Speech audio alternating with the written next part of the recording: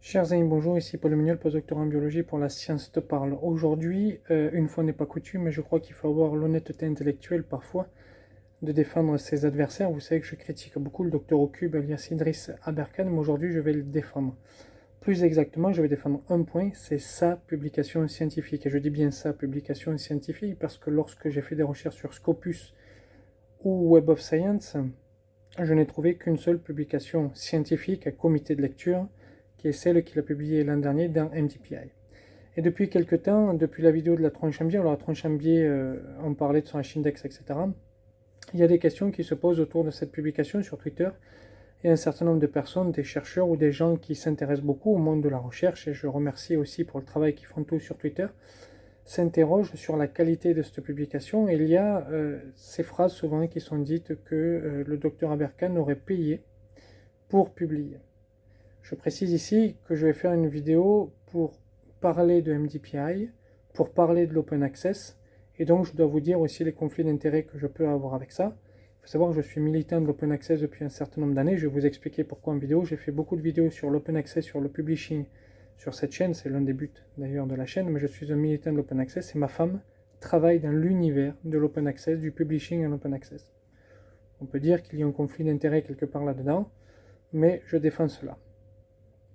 Aujourd'hui, on va donc parler de ça et j'aimerais que l'on retourne à une année qui est une année charnière pour l'open access, qui est 2017 et plus exactement un mois, où il s'est passé sur le même continent deux événements, qui est le mois de janvier 2017. Je ne vais pas les prendre dans l'ordre, ces événements, qui ont lieu à 15 jours d'intervalle, 12 jours pour être exact d'intervalle, mais je vais d'abord vous parler du 27 janvier 2017. Je vais vous parler du 27 janvier 2017, ce qui s'est passé au tribunal de Bogota. Un jeune homme, Diego Gomez Hoyos, va pour être condamné, en tout cas jugé. Il risque 8 années de prison, 300 000 dollars d'amende. Son crime, et en Colombie on peut parfois penser au trafic de drogue, son crime c'est du trafic de publications plus exactement. Il a mis des publications qui étaient sous paywall, et notamment des publications Nature en libre accès en ligne sur son blog. Il est zoologue, afin que les PhD students en zoologie, afin que les autres étudiants puissent avoir accès gratuitement à ces articles. Vous le savez, il existe deux façons, je l'ai déjà expliqué sur cette chaîne, d'avoir des publications. La première, c'est sous paywall, c'est-à-dire que l'auteur paye très peu pour être publié, pour publier. Par exemple, dans Nature, Lancet, New England Journal of Medicine, Hypertension, ce que vous voulez. Par contre, c'est celui qui va lire qui va payer pour lire. C'est le même système que la littérature. L'auteur ne paye pas pour publier, ou très peu peut-être, je ne sais pas. En tout cas, c'est vous qui achetez le livre. Et puis, il y a l'open access, où l'auteur paye pour publier, être publié, et ensuite c'est gratuit pour les gens qui veulent lire. Sachant qu'en général, on lit plus en tant que scientifique que ce qu'on publie, il vaut mieux payer pour publier et ne pas payer pour lire. Bon.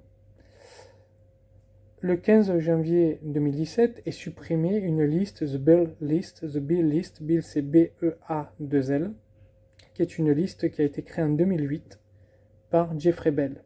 Donc en 2017, il y a ces deux événements-là, le jugement d'un garçon qui a voulu avoir de l'open access dans son pays.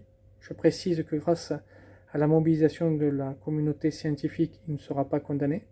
Et de l'autre côté, il y a une personne, Jeffrey Bell, qui regardait un petit peu ce qu'il a appelé, c'est lui qui a créé ce nom, les Predatory Journal, et son site va être supprimé. Revenons sur Jeffrey Bell. Jeffrey Bell, on est en 2008, et lui il reçoit beaucoup de mails, beaucoup de courriels, de journaux, de revues qui lui disent voilà, est-ce que vous voulez pas faire partie du board, ou est-ce que vous voulez pas écrire chez nous, etc. Puis lui il se dit tout de même, ces mails sont assez mal écrits, l'anglais est assez mauvais, puis on en reçoit beaucoup, et puis les adresses mail sont assez étranges. Il a enquêté là-dessus, et il a créé le terme de Predatory Journal. Sa liste va commencer à faire du bruit au début des années 2010. Alors vous savez qu'il faut toujours un peu de temps pour que les choses se mettent en place en science, et notamment à partir de 2013, lorsque le Canadian Center for Science and Education va porter plainte contre lui, ou plus exactement va lui dire qu'il va porter plainte contre lui. Pourquoi? Parce que ces journaux sont mis dans la liste Beall, la liste des journaux prédateurs. Alors cette liste va faire beaucoup parler d'elle, et pour vérifier un peu s'il y a une raison de se méfier des journaux et des revues qu'il y a sur cette liste, un éditeur de Science va faire une expérience et il va en sortir un article qui est Who's Afraid of Peer Review. Et lui, ce qu'il va faire, c'est très simple. C'était quelqu'un qui travaillait en cancérologie, il va créer un faux article de cancérologie, un peu comme ont fait nos chers amis Florian Kova et Mathieu Rebaud, notamment sur la trottinette et l'hydroxychloroquine. Il va créer un faux article, mais beaucoup plus strict, cet article tout de même, pas avec des faux noms, etc., avec le nom d'une fausse université. Et il va l'envoyer à 304 revues qui sont sur la liste de Bell et qui sont également sur une autre liste qui est une liste d'Open Access, la Directory of Open Access Journal, qui est une liste qui recense les journaux en Open Access. Et au moment où, donc en octobre 2012, au moment où il va y avoir le début de ce travail, la DOAJ contient 8250 journaux. Donc 8250 journaux qui sont considérés comme Open Access. Donc lui, il écrit son papier, il va l'envoyer à 304 et il va regarder les résultats et voir si ça correspond à ces deux listes. C'est-à-dire quel est le merge, si vous voulez, de ces deux listes. Il faut savoir que la liste de Bell, ce sont pour la plupart des journaux en Open Access, enfin quasiment tous des journaux en Open Access, c'est un journaux que vous payez pour être publié, et Bell dit il y a quand même un problème à ce niveau-là. Donc vous avez une carte qui est très intéressante. Alors les points rouges, c'est quand ça a été refusé, les points bleus, c'est quand ça a été accepté. L'inverse, plutôt, pardon. Les points rouges, c'est quand ça a été accepté, et les points bleus, c'est quand ça a été refusé. Vous voyez qu'aux États-Unis, vous avez beaucoup plus de points bleus que de points rouges, donc ça a été refusé l'article. Par contre, si vous regardez du côté de l'Asie, vous avez au niveau de l'Inde notamment beaucoup plus de points rouges que de points bleus. Ça veut dire qu'au niveau de l'Asie et des pays en voie de développement, vous avez aussi une énorme tache rouge en Afrique. Donc vous voyez que, alors on est au Nigeria, là, en Afrique, on dit l'article, vous voyez que on a beaucoup plus de points rouges, donc d'acceptation directe dans les pays en voie de développement que des points bleus. Que les points bleus qui se trouvent surtout dans les pays occidentaux. Et donc ils vont regarder ça, ils vont voir en effet qu'il y a beaucoup d'open access qui acceptent le journal, mais il y a également beaucoup d'open access qui refusent le journal. Donc on fait les pourcentages, vous avez 64% de journaux qui étaient dans la DOAJ liste qui refusent le journal, le papier, sachant qu'ils ont envoyé à 167 journaux de cette liste, 64 vont refuser. Et pour la liste de Bell, ils ont envoyé à 121 journaux et 28 vont accepter en première instance, sachant que ce qui est détaillé dans l'article, c'est en fait la qualité du reviewing, donc vous avez 28 plus 9 plus 47, le total. Donc ça c'est important, c'est-à-dire qu'ils vont regarder la qualité du reviewing avant acceptation ou pas. Et ce qui va se passer en fait, c'est qu'ils vont se rendre compte qu'il y a des journaux qui sont dans la liste de Bell et qui au contraire ont fait un bon reviewing, et des journaux qui sont dans la liste de Bell qui n'ont pas fait de reviewing, voire très faible. Et en fait, il y a 22% des journaux qui sont dans la liste de Bell qui ont fait un bon reviewing, qui ont refusé le papier. Et donc Science dit, écoutez, là, la liste de Bell a raison à 78%, à tort à 22%, il faut qu'on revoie le jugement.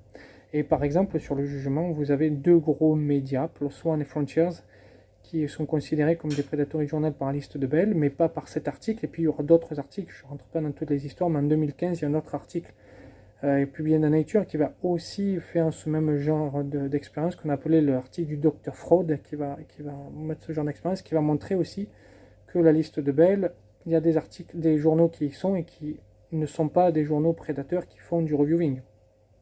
Et on parle surtout de PLOS ONE et de Frontiers, et puis on parle aussi de MDPI. Ce n'est pas cité énormément dans cet article, mais il y a eu aussi des expériences qui ont été faites avec MDPI et qui montrent que ce n'est pas un journal, une revue prédatrice. Alors il faut savoir qu'il y a beaucoup de critiques au niveau de la liste de Bell, notamment des critiques des pays les plus pauvres, et même aux États-Unis, des gens qui défendraient les pays en voie de développement. Et je vais vous lire par exemple deux critiques qui proviennent de Monica Berger et Jill Sirazzella, je ne sais pas si je prononce bien les noms. Alors ça, ce sont des personnes qui travaillent à New York, ce sont des bibliothécaires de l'État de New York, de l'Université de New York, et qui expliquent que l'un des principes en fait de la liste de Bell, c'est de regarder comment les courriels sont écrits, et si c'est en bon anglais, mais si vous n'êtes pas anglophone, peut-être que vous ferez des fautes, et surtout si vous êtes dans des pays en développement, vous pourrez beaucoup plus facilement faire des fautes d'anglais que si vous êtes américain ou anglais. Bon. Et donc elle pense que ce n'est pas un critère. Alors Bell va un peu améliorer ses critères, et voilà ce qu'il va nous dire lui pour dire que c'est un ou pas une revue prédatrice. Donc voilà, il va donner 6 critères. Parmi les plus importants, disons, il y en a d'autres, mais parmi les plus importants, je vous lis les critères. Au moins 2 revues du groupe ont le même comité de rédaction. Absence de diversité géographique parmi les membres du comité de rédaction, en particulier pour les revues qui prétendent avoir une portée internationale. Aucune politique de conservation numérique, ce qui implique que si la revue cesse ses activités, tout son contenu disparaît. L'éditeur verrouille ses fichiers PDF d'une façon qui rend plus difficile la détection des plagiats. Le nom d'un journal ne correspond pas à sa mission. L'éditeur prétend faussement que son contenu est indexé, donc c'est surtout sur PubMed, par exemple si vous êtes dans les journaux médicaux, de biologie, médico-écologie, c'est PubMed indexé, c'est aussi sur Internet, Google Scholar, Scopus, etc. Et donc on voit que ce n'est pas le cas d'MDPI. Je parle d'MDPI parce que c'est là où le docteur Aberkan a publié sa seule et unique publication à comité de lecture, en tout cas qui est trouvable, donc qui est indexée pour le coup, qui est trouvable sur Scopus, qui est indexé sur Scopus. Le reste, peut-être a-t-il publié, mais alors dans ce cas, ça peut être dans des journaux prédateurs, mais je parle d'MDPI, ce n'est pas du tout le cas d'MDPI. Et en fait, ce qui se passe, c'est que la liste de Bell va être exprimée en 2017 parce qu'il y a eu un certain nombre de plaintes. J'ai parlé tout à l'heure de PLOS ONE, de Frontiers, qui on a montré, des journaux, des recherches ont montré que ce n'était pas des journaux prédateurs, mais ils sont toujours là-dessus. Et donc, ce qui va se passer, c'est que beaucoup de scientifiques disent finalement, la liste de Bell, c'était quelque chose d'extrêmement nécessaire pour la recherche, parce qu'il est impératif de lutter contre les journaux prédateurs. Mais peut-être qu'au lieu de faire des listes noires, on devrait faire des listes blanches, c'est-à-dire des publishers où il faut publier, où il est bon de publier, qui n'ont aucun problème, plutôt que des listes noires. Et donc, les scientifiques regarderont sur ces listes blanches plutôt que de regarder sur la liste noire qui peut poser des problèmes. Et donc, il y a des nouvelles listes qui existent depuis que Bell a supprimé son site. Et vous avez par exemple la plus importante, c'est la Cabell International List. Et la Cabell International List fait des listes surtout blanches. Elle fait aussi des listes noires, mais surtout blanches parce que le but c'est de dire, voilà, vous pouvez publier là-dessus. Alors, on va parler de l'open access. Donc, vous voyez que Idriss Aberkan a publié dans une revue tout à fait standard, en open access, on paye. Et l'un des problèmes de l'open access, justement, c'est qu'on dit on paye pour publier. Et ça pose problème. Alors, dans l'article de Science, par exemple, ils indiquent que ça pose problème aussi à un certain nombre de pays africains, où, par exemple, on leur demande 150 $ pour publier, puis les gens n'ont pas forcément les moyens. Mais voilà, il y a toujours les problèmes de lecture. Donc, on est vraiment sur deux univers de la publication qui s'affrontent. Le premier, c'est de dire on ne paye pas pour publier, ou très peu. Et que si vous publiez, c'est assez peu. Mais vous payez pour lire, ou alors vous payez pour publier, mais vous ne payez pas pour lire. Et ça, c'est important. Nature se met à l'open access. Et vous voyez que le monde est en train de changer, et le mode de publication est en train de changer, et on se dit que l'open access est quand même l'avenir de la publication. Et Nature, je vous montre l'article de Nature, là, qui date du 3 décembre 2020, se met à l'open access. Alors eux, par contre, pour les charges, c'est 9500 € pour publier chez eux en open access. Donc on est beaucoup plus élevé que les 2200 € en moyenne pour publier dans un open access. Mais eux, pourquoi ils font ce prix-là? Parce que c'est ce qu'on appelle la prestige tax. C'est eux qui disent, ils justifient leur haut prix. En fait, la prestige tax, on est quand même l'un des meilleurs journaux au monde. En tout cas, le journal généraliste, le meilleur au monde. Si on enlève The Lancet et New England Journal of Medicine, qui sont essentiellement médicaux, donc c'est un journal généraliste qui est le meilleur au monde. Et donc ils disent, vous publiez chez le meilleur, vous payez pour le meilleur. Et puis votre article sera publié en open access. Donc on voit qu'il y a une évolution du monde scientifique vers l'open access, et que si tous les journaux prédateurs sont en open access, tous les open access ne sont pas des journaux prédateurs. Il faut donc se méfier de la belle liste qui a été supprimée. Ça n'est pas parce qu'un journal est sur la belle liste qu'il est forcément prédateur. Alors je répète encore une fois, tous les journaux prédateurs sont en open access, mais tous les open access ne sont pas des journaux prédateurs. Et donc il faut vraiment se méfier de ça et faire attention à ça. Nature devient un open access, en tout cas une partie de Nature devient un open access, personne ne vous dira que Nature est un journal prédateur. Ça, vous avez des critères pour définir un journal prédateur, donc il faut vraiment faire attention à ça. Donc vous voyez qu'il y a une évolution des listes en fonction des connaissances scientifiques et de l'évolution du monde scientifique. Vous avez une évolution vers l'open access, et donc bientôt tous les scientifiques, sans doute dans 20 ans, tous les scientifiques paieront pour publier. Il faut savoir que si vous voulez une ERC, la Commission européenne vous dit avant 2030, donc c'est en train d'évoluer, pour l'horizon 2030, il faudra au moins avoir un article scientifique qui va avoir une ERC, donc une bourse européenne devra au moins avoir un article en open access, donc dans 8 ans. Dans 8 ans, à partir d'un 8 ans, il faudra au moins avoir un article en open access. Donc vous voyez que le monde est en train de changer, ce qui va favoriser, et c'est pour ça que je suis militant de l'open access, ça me tient énormément à cœur, ce qui va favoriser la recherche dans les pays en voie de développement. Mais bien évidemment, et j'ai envie de finir sur cette conclusion que je trouve excellentissime de l'article de Science. Everyone agrees that open access is a good thing. The question is how to achieve it. C'est-à-dire tout le monde pense que l'open access est une bonne solution pour la science, mais comment on y arrive? Et comment on arrive sans tomber dans les travers? Bien évidemment, tous les publishers ont des travers. MDPI a eu des travers. Il y a des articles qui n'auraient jamais dû passer, qui sont passés, mais j'ai envie de vous citer aussi The Lancet, où il y a des articles qui n'auraient pas dû passer sur hydroxychloroquine, qui pour le coup était vraiment un paper me. Et si vous ne savez pas ce qu'un paper me, je vous invite à voir mes vidéos dessus. Et qui est passé. Donc tous les publishers font des erreurs. Tous les publishers font des erreurs. Et on avait une discussion d'ailleurs avec Alexander Samuel sur PLOS ONE et Frontiers là-dessus, sur des articles qu'ils avaient publiés, etc. Donc vous voyez, tout le monde n'est pas d'accord non plus dans le monde scientifique. C'est des débats intéressants. Mais voilà, faites attention à ces listes. Vous voyez que les choses évoluent. Donc pour revenir au docteur Aberkan, il a publié en bonne et due forme, avec du peer reviewing, en tout cas une seule publication qui est indexée, encore une fois, qui est indexée, et l'index, c'est une preuve que ce n'est pas un journal prédateur. Si le reste n'est pas indexé, peut-être qu'il a publié dans un journal prédateur, mais là je vous parle de sa seule et unique publication sur Scopus, à savoir celle sur MDPI. Donc voilà, en honnêteté intellectuelle, on devait parler de ça. Je vous remercie, je vous dis à très bientôt. N'oubliez pas que vous pouvez vous abonner à la chaîne, activer la petite cloche, m'aider financièrement si vous le souhaitez. Cette vidéo ne sera pas montée, je l'ai faite un peu rapidement. Donc vous aurez le lien de mes mécènes, le nom de mes mécènes en bas, que je remercie infiniment. Merci, au revoir.